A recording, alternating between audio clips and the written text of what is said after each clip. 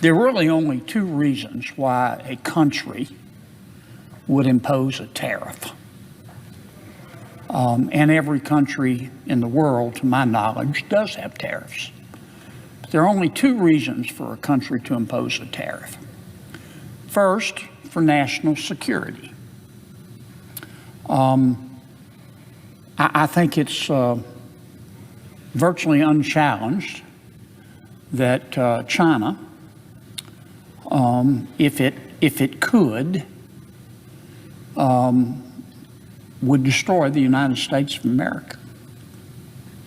Not the people of China, but the government of China. I regret to say that, and I hope someday we'll live in a world where that isn't the case, but I think it's undoubtedly and unconditionally the truth. So if China is determined to, let me try to use a more neutral word, to undermine the United States of America, I could see where we would want to limit some of our goods, such as, let's say, semiconductor design equipment. We would limit the sale of some of our precious technology to China. That's what I mean by national security. But the other reason, and the reason that most countries use a tariff, is to protect the domestic industry. Let me give you an example. These are not two countries, but they're two states, and this would be unconstitutional, but I think it'll serve my purpose.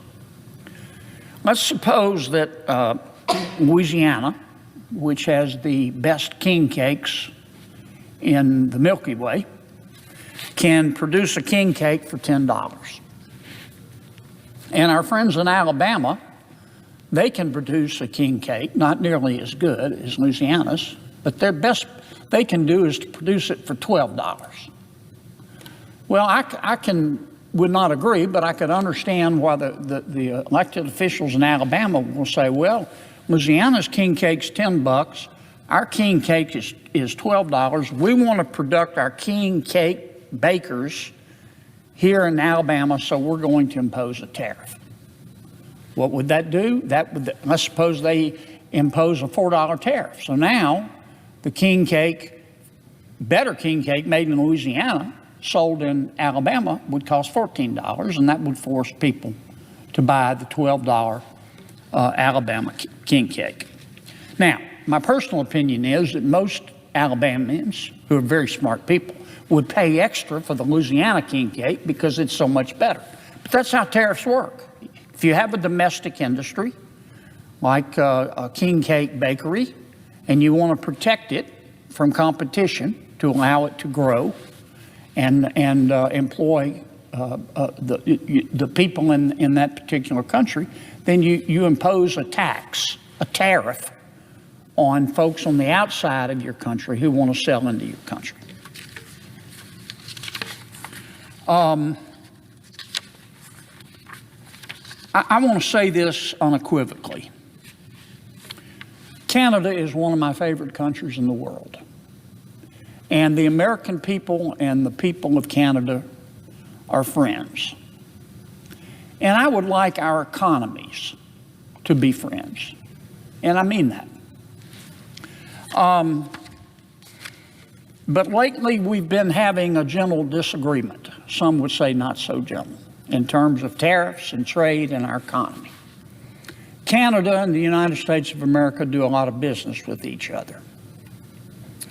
In 2024, the United States sold to the people of Canada about $350 billion in goods. It's a lot of goods, $350 billion. Canada sold Canadian goods to the United States in the amount of $412 billion. So there's what we call a trade deficit of $63 billion. And then you drill a little deeper and you realize that the U.S. economy is 10 times bigger than the Canadian economy.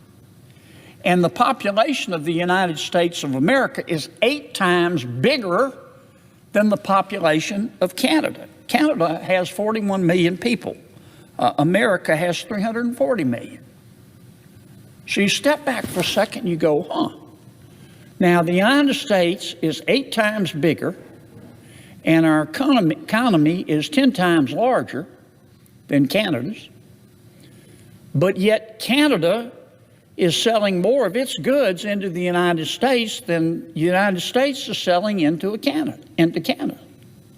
Any fair-minded person would have to conclude, Mr. President, that it's because of tariffs. It's because the Canadian tariffs on American goods are higher than the American tariffs on Canadian goods.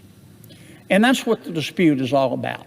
President Trump, who believes passionately in the virtue of tariffs, thinks that the tariffs ought to be equal, that there shouldn't be a trade deficit. Now, trade is very complicated, and I don't think that all trade deficits are bad. I'm also not saying that all trade deficits are good. Trade in the complex global economy today is very complex. But I see the president's point. I'm not suggesting that I agree with the president on everything about tariffs, but when you've got your neighboring country and good friend is 8 times smaller than you are, and in terms of population, it's 10 times smaller than you are, and your neighbor is selling $63 billion more in goods to you than you're selling to them, that seems kind of unfair. And the president, as we all know, has made that point very vociferously. In response, the Canadian government, the new Prime Minister Carney, he's pretty much bowed up. When President Trump said, well, the tariffs are uneven, so I'm going to raise American tariffs, President Carney has bowed up and said, well, President Trump, you don't believe in free trade. You're not a free trader. If you raise your tariffs, then I'm going to raise mine even more. And that's how you get into a trade war. And I don't want a trade war. And I don't think Prime Minister Carney wants a trade war. And I don't think President Trump wants a trade war. But I think Prime Minister Carney is wrong when he says that President Trump is not a free trader. President Trump is a free trader, but like most of us, he also believes in fair trading as well.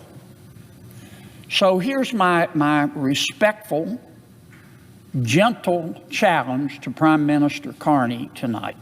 Prime Minister Carney, you have criticized President Trump, and I see your point of view. You said because he's raising tariffs on Canada, that President Trump doesn't believe in free trade. You have said that he believes in tariffs. And you have said Mr. Carney, you're going to change your tariffs. I hope Prime Minister Carney does change his tariffs. But I hope he does so in a way that we have a race to the top and not to the bottom. Rather than the Prime Minister of Canada raising tariffs on the United States of America after the United States of America raises tariffs on Canada, which will cause us friends to have a trade war, I would respectfully suggest to the Prime Minister of Carney of Canada that he should reduce tariffs to zero. He should reduce all Canadian tariffs on United States goods to zero. And then turn to President Trump and say, I'm asking you to remove all tariffs on Canada as well. Now, if Prime Minister Carney believes in free trade, and I take him at his word that he does, and if President Trump believes in free trade, but fair trade, and I take him at his word that he does, then let's both go to zero. How much freer can trade be? How much fairer can trade be? Let's avoid a trade war. Let's let those good Canadian companies compete with good American companies in selling goods into the United States. And let's let those good American companies compete with those good Canadian companies in terms of selling goods into Canada. And may the best, cheapest product win. That's my respectful challenge to Prime Minister Carney tonight. If you think President Trump's being unfair and is not a free trader, then reduce your tariffs to zero. And ask President Trump to reduce our tariffs to zero on Canada. And let's go back to being friends again.